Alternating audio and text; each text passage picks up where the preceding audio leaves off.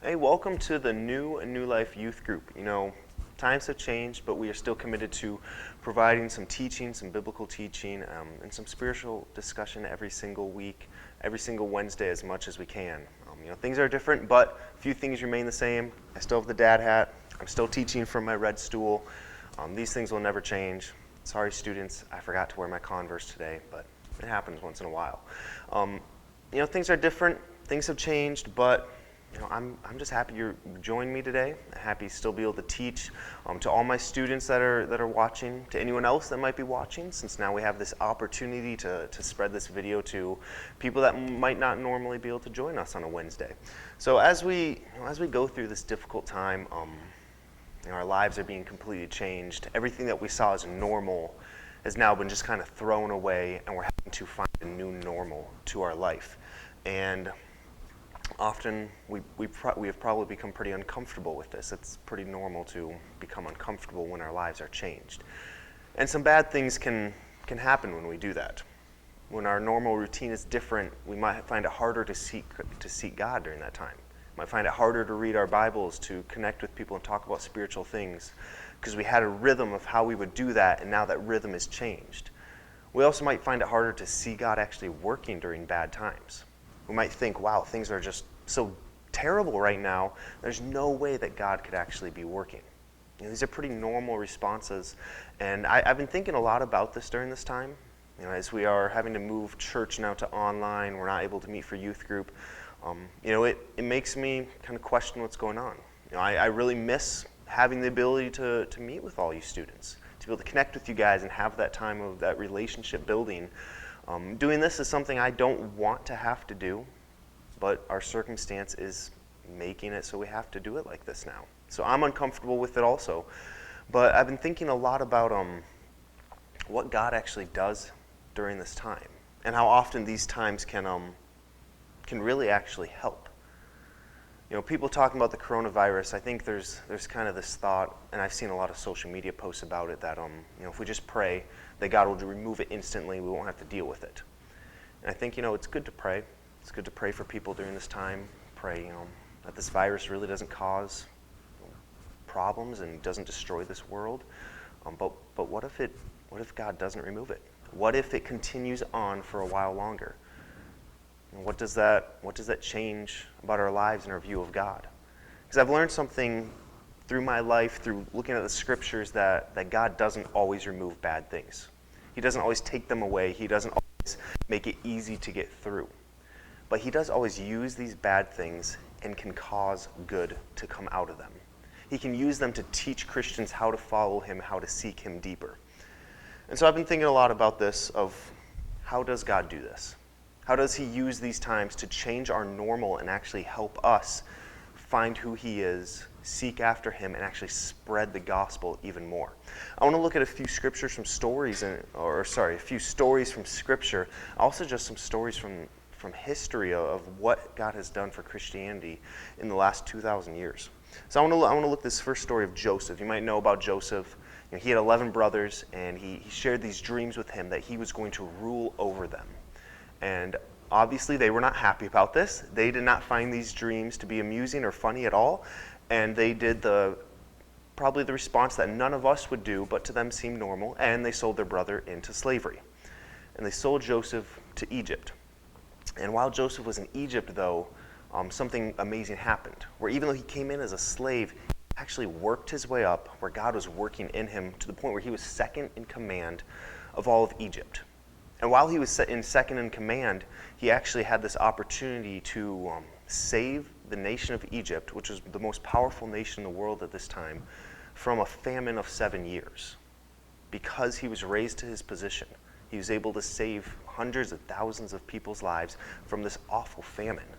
And at the end of his life, he actually reconnects with his brothers, and his brothers they're worried, they're scared, like, what's Joseph going to do to us? Is he going to punish us for what we did to him? Is he going to kill us because we sold him into slavery? And this is what it says in the end of the book of Genesis, in chapter 50, verse 20. As Joseph's brothers are talking to him, Joseph responds with this. He says, "As for you, you meant evil against me, but God meant it for good, to bring it about that many people should be kept alive as they are today. See, Joseph shares with his brothers that you guys tried to do bad to me. You brought evil upon me. You did an evil thing. But God took that evil thing and actually used it for good and saved lives and brought me to a position of power where I could actually talk about God and share God with this nation. This great opportunity he had. I also look at the history of the nation of Israel. If you've read the book of Judges, you see through that book there's the cycle of the nation is following God, and then they turn and they follow another evil and pagan god, and a different nation comes and they attack them, they wipe them out. And when they're put into captivity, the nation of Israel cries out to God, he comes and saves them. And it's just these stories of over and over of bad events happening to Israel and God using those bad events to bring them back to him. It actually kind of comes to a culmination point where Israel is completely wiped out. And for 70 years, they're put into captivity. This is where we read the books of Daniel, Jeremiah. They talk about the nation of Israel being in captivity. And what they share is these stories of great things happening, of God using this time in captivity to actually change Israel to bring them back to him. Because they had really turned away from him, and it took them being sent into captivity for 70 years before they realized, God is really the one we're meant to be serving. He also used them in captivity to change the nations that were holding them prisoner, to where these nations started worshiping God because of the lives they lived and how they spread the word to them. It's another example of these bad times being used for good. Also, we look at Jesus' disciples. I was thinking about this for our Sunday school lesson, which is also online.